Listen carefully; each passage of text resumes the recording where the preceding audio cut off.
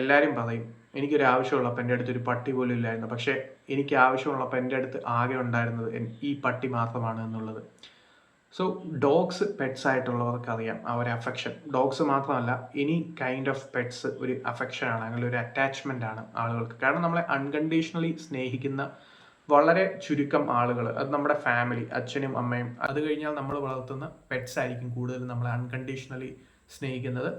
So ആ ഒരു affection, ആ ഒരു അറ്റാച്ച്മെൻറ്റ്, അത് നമ്മളെ എങ്ങനെയാണ് ഒരു ഹോപ്പിലോട്ട് എത്തിക്കുന്നത്, ചെറിയ ചെറിയ കാര്യങ്ങളിൽ പോലും നമ്മളെങ്ങനെയാണ് സന്തോഷം കണ്ടെത്തുന്നത്, അങ്ങനെയുള്ള കുറേ പോയിന്റ്സിൽ കൂടി സഞ്ചരിക്കുന്ന ഒരു മൂവിയാണ് കാരമല്ലോ. ഒരു ഹാർട്ട് വാമിംഗ് ടെയിലാണ് കാരമല്ലോ എന്ന് പറയുന്ന ഈ ഒരു ബ്രസീലിയൻ മൂവി.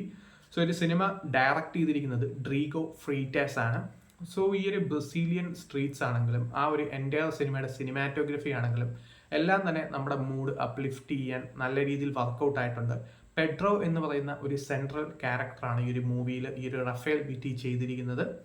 സോ ഇദ്ദേഹത്തിൻ്റെ ക്യാരക്ടറിൻ്റെ ലൈഫിലോട്ട് ഈ ഒരു കാരമല്ലോ അൺഎക്സ്പെക്റ്റഡ്ലി കടന്നു വരികയാണ്. നമ്മുടെ ലൈഫിലോട്ടൊക്കെ അൺഎക്സ്പെക്റ്റഡ്ലി കടന്നു വന്ന് നമ്മളെ വളരെ ഒരു നല്ല രീതിയിൽ നമ്മളെ നല്ലൊരു സ്റ്റേജിലോട്ട് എത്തിക്കാൻ നമ്മളുടെ ലൈഫിലോട്ട് അയക്കുന്ന അൺഎക്സ്പെക്റ്റഡ്ലി കടന്നു വരുന്ന കുറേ ആളുകളുണ്ട്. സോ അങ്ങനെ അൺഎക്സ്പെക്റ്റഡ്ലി കടന്നു വരുന്ന ഒരാളാണ് ഈ ഒരു പെട്രോയുടെ ലൈഫിലോട്ട് കാരമല്ലോ എന്ന് പറയുന്ന ഈ ഒരു ഡോഗ്. ആ ഒരു ഡോഗ് അദ്ദേഹത്തെ പഠിപ്പിക്കുന്ന കുറേ കാര്യങ്ങളുണ്ട്.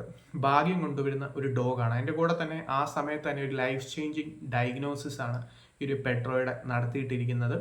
സോ അങ്ങനെ വരുമ്പോഴത്തേക്കും ഒരു റിയലൈസേഷൻ ഒക്കെ വരുന്ന ഒരു സമയമാണ്. അതുകൊണ്ട് തന്നെ അദ്ദേഹത്തിന് ജീവിക്കാനുള്ള ഹോപ്പ്, ചെറിയ ചെറിയ സംഭവങ്ങളിൽ പോലും സന്തോഷം കണ്ടെത്തുന്ന ഒരു ക്യാരക്ടറായി അദ്ദേഹത്തെ മാറ്റാനായിട്ടുള്ളൊരു സംഭവമാണ് ഈ ഒരു മൂവിയുടെ എൻറ്റയർ പ്ലോട്ട് എന്ന് പറയുന്നത്. അതിന് അദ്ദേഹത്തെ കൂടുതലും സഹായിക്കുന്നതായിട്ടുള്ള ഈ ഒരു കാരമല്ലോയുടെ ക്യാരക്ടറാണ്. അതിൻ്റെ കൂടെ തന്നെ വേറൊരു ക്യാരക്ടറും, അദ്ദേഹത്തെ ഒരു ഹ്യൂമൻ ക്യാരക്ടറും അദ്ദേഹത്തിൻ്റെ നല്ല രീതിയിൽ സഹായിക്കുന്നുണ്ട്, അദ്ദേഹത്തിൻ്റെ ഒരു കൂട്ടുകാരൻ. സോ ആ ഒരു ക്യാരക്ടറിൻ്റെ പെർഫോമൻസും എടുത്തു പറയേണ്ട ഒന്നാണ്. ഏറ്റവും കിടിലൻ പെർഫോമൻസ് ഈ ഒരു മൂവിയിൽ ചെയ്തിരിക്കുന്നത് ആക്ച്വലി കാരമല്ലോയുടെ ക്യാരക്ടറിൻ്റെ ഇമോഷൻസ് വളരെ ഗംഭീരമായിട്ടാണ് നമ്മളുടെ ഉള്ളിലോട്ട് കണക്റ്റ് ആവുന്നത്. അതിൻ്റെ കൂടെ തന്നെ ഈ ഒരു പെട്രോയുടെ ക്യാരക്ടർ പല രീതിയിലുള്ള മെൻ്റൽ സ്ട്രഗിൾസ് അനുഭവിക്കുന്ന ഒരു കൈൻഡ് ഓഫ് ക്യാരക്ടറാണ്. അങ്ങനെയുള്ള ആ ഒരു ക്യാരക്ടർ നല്ല ഗംഭീരമായിട്ടാണ് റാഫേൽ വിറ്റി സ്ക്രീനിൽ എത്തിച്ചിരിക്കുന്നത്. അതിൻ്റെ കൂടെ തന്നെ പല പല സംഭവങ്ങൾ ഈ ഒരു മൂവിയിലുണ്ട്.